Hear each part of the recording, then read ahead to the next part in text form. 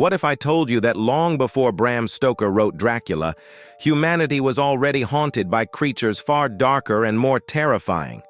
Across the world, ancient cultures whispered of beings that crept through the night, drank blood, and spread death wherever they went. These were not romantic figures in castles or cursed aristocrats in fine clothes. These were nightmares, born from folklore, superstition, and the deepest human fears of death and disease. Tonight, we journey into the shadowy corners of history to uncover 5 vampire creatures from myth more terrifying than Dracula himself. The idea of a vampire is not unique to one place or one culture. It is nearly universal. Wherever people lived with the fear of unexplained deaths, plagues, or sudden illness, legends of blood-drinking monsters followed.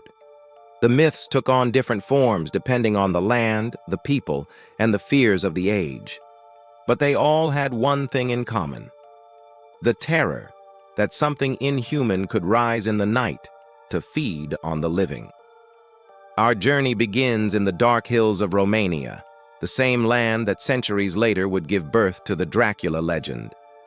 But before Dracula, there was the Strigoi. The Strigoi were restless dead, corpses that refused to stay buried. Villagers believed that if a person had lived a sinful life, died unnaturally, or had not been properly buried, their spirit could return as a Strigoi. Some Strigoi appeared in human form by day, blending in among the living. By night, they changed, transforming into animals, spirits, or terrifying shadowy figures. They crept through villages, slipping into homes, and drinking the blood of their sleeping victims.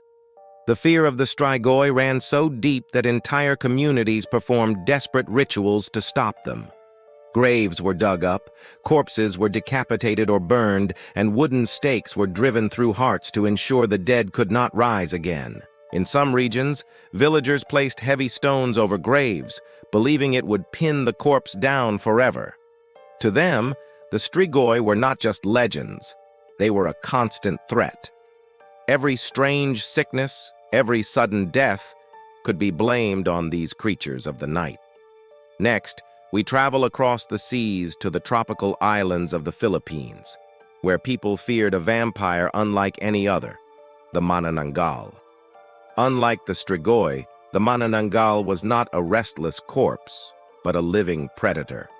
By day, she appeared as a normal woman, but when darkness fell, her body split apart at the waist. Her upper half sprouted massive bat-like wings, while her lower half was left behind in hiding. She flew silently over villages, her long, hollow tongue searching for victims. The manananggal's prey was often pregnant women. Legends tell of her landing outside homes and slipping her tongue through cracks and windows to drink the blood, or even the unborn child, of her victims. This was not just a monster of the night, but a figure of horror that struck at the heart of families and communities. People believed the only way to stop her was to find the lower half of her body, abandoned while she hunted. If it was discovered and sprinkled with salt, ashes, or crushed garlic, she would never be able to return to it, and when dawn came, she would wither and die. The manananggal was a creature of both fear and warning, reminding people of the dangers of the night and the fragility of life. From the tropics of Asia, we move into the cold forests of Eastern Europe, where the Upir haunted generations long before Dracula was ever written. The Upir may be the true ancestor of the vampire myth, a bloated, pale corpse that rose from its grave to feed on both flesh and blood. Unlike the elegant vampires of modern imagination, the Upir was grotesque. Its body swelled from drinking too much blood, and it wandered through villages spreading disease and panic. The people of the Slavic lands feared the Upir so greatly that they altered the way they buried their dead. Corpses were laid face down, so if they tried to rise, they would dig deeper into the earth instead of climbing out. Some bodies were bound with ropes or had stakes driven into their chests before burial to ensure they could never escape. These rituals may sound extreme, but they reflected a very real terror that the dead could walk again. The Upir shows us how fear and folklore merged with the realities of plague and disease. When people died suddenly in great numbers, the living searched for answers. The Upir was that answer. And it was an answer that spread across Europe, shaping how vampires were imagined for centuries to come. Sailing further across the ocean, we come to the Caribbean, where the Sukuyon haunted the night. By day, she appeared as an elderly woman, often living quietly within a village. But when darkness fell, her body transformed. She shed her skin like a snake, leaving it behind, and became a ball of fire streaking across the sky. In this form, she could slip through cracks and keyholes, entering homes unseen. Once inside, she fed on the blood of her victims as they slept. The Sukuyon's hunger was endless, but her true danger lay in what she left behind. Those who were bitten too many times were said to waste away and eventually become Sukuyons themselves, cursed to continue the cycle. The only way to defeat her was to find the skin she shed and destroy it with salt or fire, leaving her unable to return when dawn came. The Sukuyon reveals something vital about vampire myths. They are not just about monsters, but about fear of those who live among us. The Sukuyon was not a stranger or an outsider. She could be anyone, a neighbor, a relative, even a friend, hiding in plain sight until night revealed her true nature. Our final creature is one of the oldest and most terrifying of all, Lilith. Her story begins in the ancient lands of Mesopotamia and Babylon, where she was feared as a demoness of the night. Later, in Jewish folklore, Lilith was said to be the first wife of Adam, cast out of Eden for refusing to submit. Banished, she became a predator of mankind, feeding on infants and seducing men in their dreams. Lilith was often described as a winged figure with long hair, red eyes, and talons sharp as knives.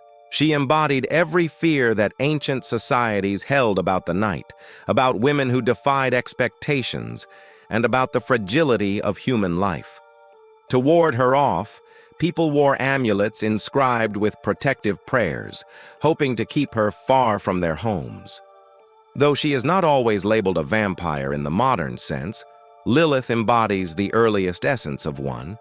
She is a blood drinker, a stealer of life, a predator who walks between the worlds of myth and nightmare.